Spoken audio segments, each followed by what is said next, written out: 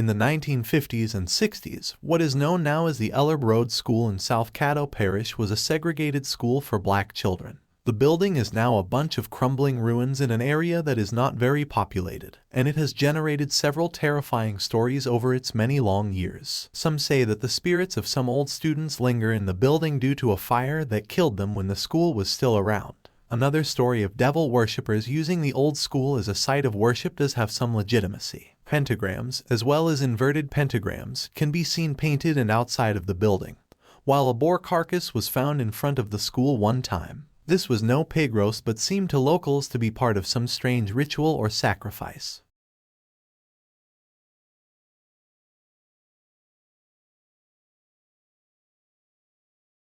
This popular music venue and bar in Baton Rouge has been claimed by many to be haunted. Their seclusion caused them to eventually become deformed, and many described them as small dwarf-like creatures who lived at the end of a long, lonely road. However, when pets and people started disappearing from the area, the road became known as haunted. Some say the strange people hired a beast to protect them from the onlookers who started showing up at their home.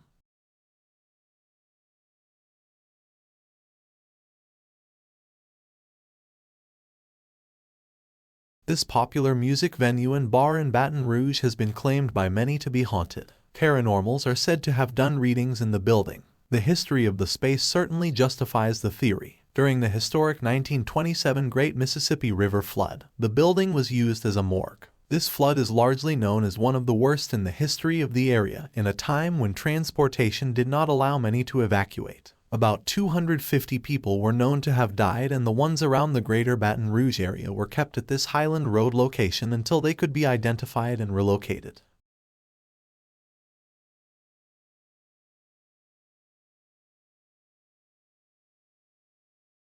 This mansion is known as one of the most haunted places in the historic places in the French Quarter in New Orleans. The stories behind this house are gruesome, real, and somewhat disturbing. The tale originates in 1832 when Dr. Louis Lalor and his wife Delphine moved into the home. Known as a popular socialite in town, as well as a grand party thrower, Delphine hid some very dark secrets in this elaborate home during a time when slavery was prevalent in the South. The three-story mansion at 1140 Royal Street housed horrors and atrocities that only began to surface after police raided the home because a neighbor saw Delphine chase a little girl around her garden with a whip. She then chased the girl onto her roof, where the girl jumped to her death. Laws were thankfully in place in New Orleans during that time to punish her. However, somehow through relatives, Delphine's slaves were returned to her. Delphine used to chain up her cook to the stove all day, only to unchain her for bed, then would chain her back all day when she woke in the morning. It is said that a fire broke out in the home in 1934, supposedly by this cook who could no longer stand her fate.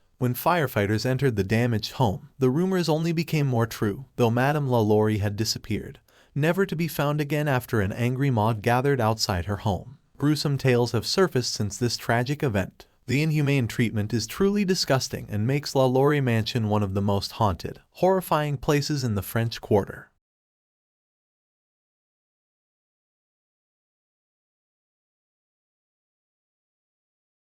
This myth originated in the swamps of Louisiana, known as a ghostly light or flame. The few follow entrances its visitors into, following this light, leading them deeper and deeper into the swamp. The subdued follow the light until they are hopelessly lost, never to leave the swamp again. Some say the ball of light is the spirit of a lost child who left its nursery, and others relate it to the spirits of those who lost their lives to protect the buried treasures of such famous pirates as Jean Lafitte. Either way, if you for some reason find yourself in the Louisiana swamp at night, don't follow the light.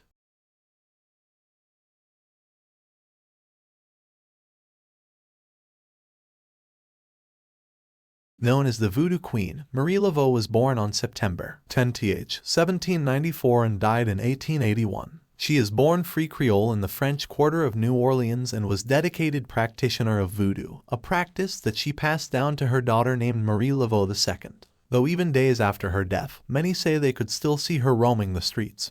Her grave today still resides in New Orleans at the St. Louis Cemetery. Locals say that if you place a rose on her grave at midnight on her birthday, that you can levitate above the historic grave site.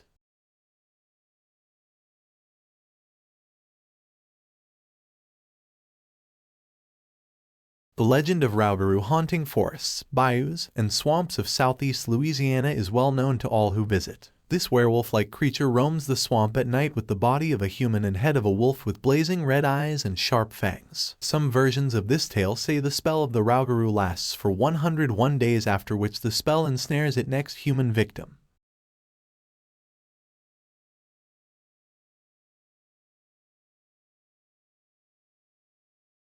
Lying between the East Pearl and West Pearl rivers in southeastern Louisiana, the Honey Island Swamp is a tract of bottom land that has caused many spooky stories due to a certain train wreck in the 20th century. Legend has it that back in the day a traveling circus was in the area. Their train crashed on the way to their next stop, causing them to lose a bunch of chimpanzees that interbred with the local alligator population. This led to the creation of the Honey Island Swamp monster that is supposed to be about 7 feet tall with 3-toed, webbed feet, and a weight close to 400 pounds. Its yellow reptilian eyes pierce through the night, and its madder gray hair allows it to perfectly blend with its surrounding atmosphere. The first spotting of the monster was in 1963 by Harlan Ford, who later returned to the area with a friend to get a cement casting of the creature's webbed claw foot.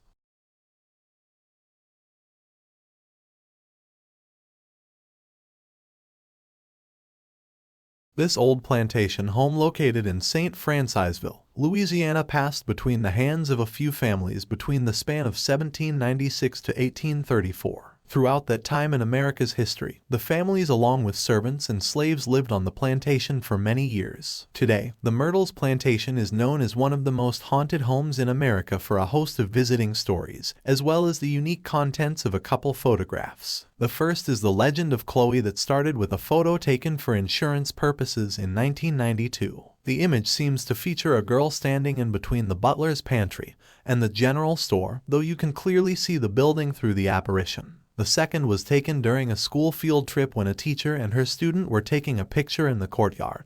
If you look in the window behind them, a little girl. She has become known as the ghost girl of the plantation. Both pictures have been highly analyzed with no proof of tampering involved.